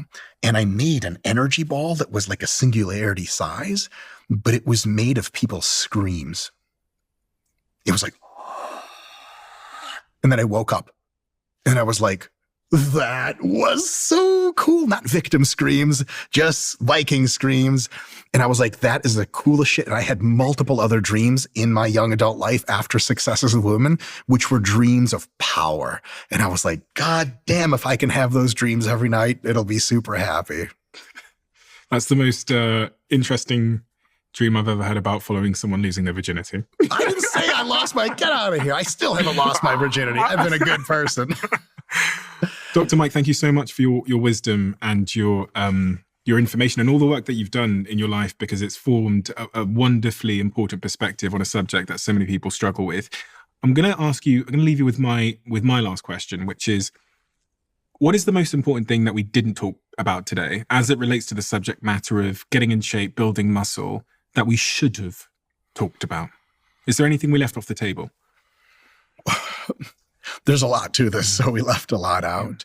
I have a lot more to say about body dysmorphia and how people do relate to their bodies and how they maybe shouldn't, or try to weave their thoughts away from various ideas, and how maybe they should try to relate to their bodies better.